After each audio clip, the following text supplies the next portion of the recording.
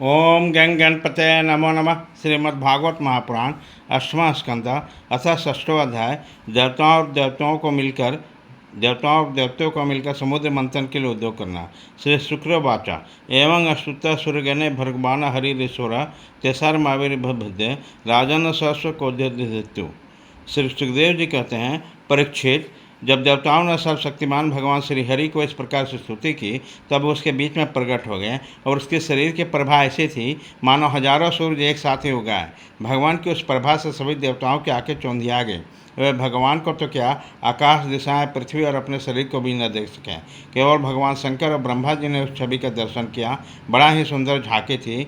मरकटमणि पन्ने के समान स्वच्छ श्यामल शरीर, कमल के भीतरी भाग के समान सुकुमार नेत्रों में लाल लाल डोरियाँ और चमकते हुए सुनहरे रंग के रेशमी पीताम्बर, सर्वांग सुंदर शरीर से रोम रोम पर प्रसन्नता पुटा हुआ था।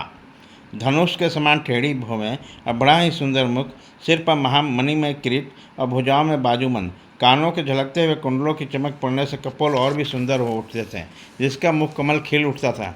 कमरों में करघनी को लड़ियाँ, हाथों में कंगन, गले में हार और चरणों में नुपुर शोभायमान थे। वक्षस्थल पर लक्ष्मी और गले में कौस्तुभ मणि तथा बनमाला सुशोभित थे। भगवान के निज अस्त्र सुदर्शन चक्र आदि मूर्तिमान होकर उसकी सेवा कर रहे थे। सभी देवताओं ने पृथ्वी पर गिरकर साष्टांग प्रणाम किया। फिर सारे देवताओं के साथ ले शंकर जी तथा ब्रह्मा जी परम पुरुष भगवान की स्तुति करने लगे। ब्रह्मा जी ने कहा, जो जन्म, स्थिति और प्रलय से कोई संबंध नहीं रखता, जो प्राकृतिक गुणों से रहित मोक्षरूप परमानंद के महान समुद्र है, वह सूक्ष्म से भी सूक्ष्म है, जिनका स्वरूप अनंत है, उन पर ऐश्वर्यशाली प्रभु को हम लोग बार बार नमस्कार करते हैं। पुरुषोत्तम, आपका कल्याण चाहने वाला साधक वेदोक्त और पांचोक्त विधि से आपके इस स्वरूप को उपासना करते हैं। मुझे भी रचने वाले प्रभु, आपके इस विश्व स्वरूप में मुझे समस्त देवगणों के सहित तीनों लोग दिखाई देते हैं। आप में ही पहले जगत लीन था, मध्य में भी आप में स्थित था, अंत में पुनः आप में लीन हो जाएगा। आप स्वयं कार्य कारक से परम स्वतंत्र हैं। आप ही जगत के आदि अंत मध्य हैं। वैसे इस घड़े का आदि अंत और अंत मिट्टी है। आप अपने आश्रय में रहने वाली अपनी माया के संसार में रचना करते हैं और उसमें फिर से प्रवेश करके अंतर्जामी के रूप में विराजमान होते हैं। इसलिए विवेकी एवं शास्त्रिक पुरुष बड़ी सावधानी से अपने मन को एकाग्र कर कर इन गुणों की विषयों की भीड़ में आपके निर्गुण स्वरूप का ही साक्षात्कार करते हैं। जैसे मनुष्य की युक्ति के द्वारा लकड़ी से आग, गौ से अमृत के समान दूध, पृथ्वी से अन्न तथा जल और व्यापार से आजीविका प्राप्त कर लेते हैं, वैसे ही विवेकी पुरुष भी अपने शुद्ध बुद्धि से भक्ति योग, ज्ञान योग आदि के द्वारा आपके इस विषयों को प्राप्त कर लेते हैं और अपनी इस अनुभूति के अनुसार आपका वर्णन भी करते हैं।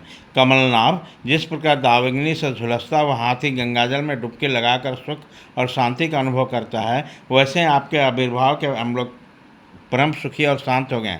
स्वामी, हम लोग बहुत दिनों से आपके दर्शन के लिए अत्यंत लालायित हो रहे हैं। आप ही हमारे भीतर और बाहर की आत्मा है। हम सब लोकपाल जिस उद्देश्य से आपके चरणों के शरण में आए हैं, उसे आप कृपा करके पूर्ण कीजिए। आप सबके साक्षी हैं, अतः इस विषय में हम लोग के आपसे और क्या निवेदन करें। प्रभु, मैं शंकर जी और अन्य देवताओं, ऋषि और दक्ष आदि प्रजापति सबके सब अग्नि से अलग हुई चिंगारी के रूप में आपका ही अंश है और अपने को आप में अलग मानते हैं। ऐसी स्थिति में प्रभु, हम लोग समझ ही क्या सकते हैं।